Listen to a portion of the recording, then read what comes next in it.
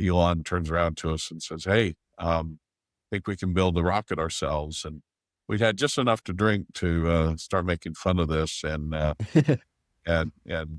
lot of expletives back and forth, and saying that, hey, there's a whole graveyard of dead bodies you'll have to walk over. And Elon hands us this computer. He says, "Look, I've got a spreadsheet." And Mike and I started looking at it, and it was a model of what became the Falcon 1. And we started looking at it. We said, "Where'd you get this?" And so it turns out the same team that had been working on the Mars lander, they also were sort of amateur rocket people, and some of them professional, that were building like McDonnell Douglas's Delta rockets and so on. That they'd been, you know, working with Elon on this model. So he said, "We're going to build this ourselves," and that's how SpaceX started. Yeah. And what lessons did you take from SpaceX, and like both what things did you emulate from them, and also what things are you trying to avoid that SpaceX do when building Phantom Space?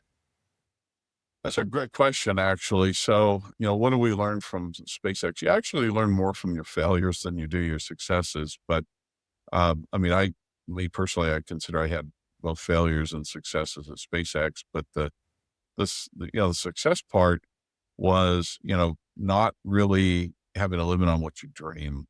And a lot of people make the mistake of, thinking, "Oh, that can't be done," and they talk themselves out of something. Almost all great endeavors, SpaceX included, starts with an audacious dream. And so you really have to, convince yourself and be comfortable with dreaming audaciously.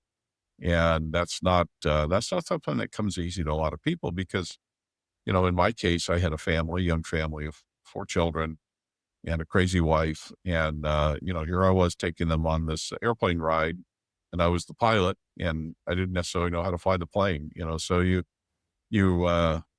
take huge risks doing something like that. But, that's how great things are done.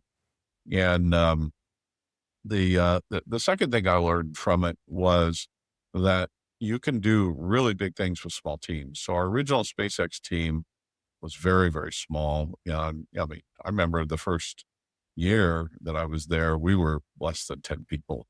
And we just sort of did whatever needed to be done. And, for example, did a little bit of engineering. I did a little bit of market analysis. I did a little bit of sales, and I did contract management. So I just did what needed to be done. And that was true of everybody in the company. And you can really move mountains with small, motivated teams of people. And then, as far as my own personal failure with it, I left very early, and I don't necessarily view this as a failure, but it's a lesson, right? It's probably a financial failure. I left fairly early because I didn't actually believe that Elon could raise the money to do this. So if you go back to 2001, 2002, Elon had been fired from PayPal, and Peter Thiel fired him. And it's amazing that they get along now. But you know, nobody wanted to invest in this. It was not like today where you get, Elon holds his hand out and 10 minutes later, there's $1 billion. It was not like that. And he had his own money. He had about $100 million that he put into this. And I knew that wasn't enough to do what he wanted to do. And it became clear, by the way, early on, we wanted to do these small rockets, build lots of them, build satellites to go on top of it, i.e. Starlink, and fly that out. But it became clear it was about Mars. And I knew that was billions and billions and billions of dollars. It just was because of the scale of what you have to do, sending humans to Mars. So, you know, not believing that we can actually raise that kind of money was actually a real mistake on my part, because Elon finally found Steve Jurvetson and a few others.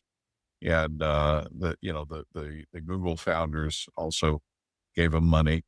But these were needles in the haystack, as we call it.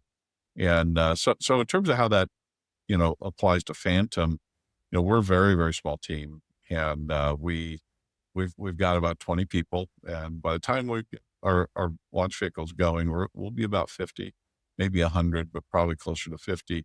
That's about the size of the team we had at SpaceX when the Falcon 1 was flying. So, a lot of these other companies that are rocket startups, and we do more than rockets, but if you want to think of it just that way, a lot of these guys, have teams of hundreds and thousands and raise, billions of dollars, and you don't need to do that. And, we did Falcon 1 for $100 million roughly in today's money. And, you don't have to spend that kind of money to get this done. So there's a pathway there. The other part that I took away from it, and we like to say we employ the SpaceX playbook, is because, we were part of writing it. And when I say we, there's four early SpaceX people at Phantom.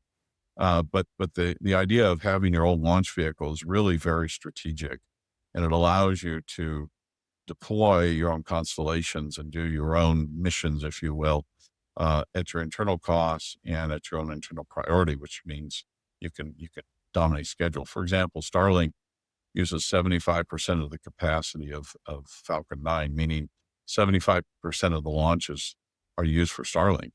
So that will continue with Starship, I believe, because they have an even higher number of satellites they want to launch. And so this is the real key of SpaceX, and why it's so wildly popular among investors.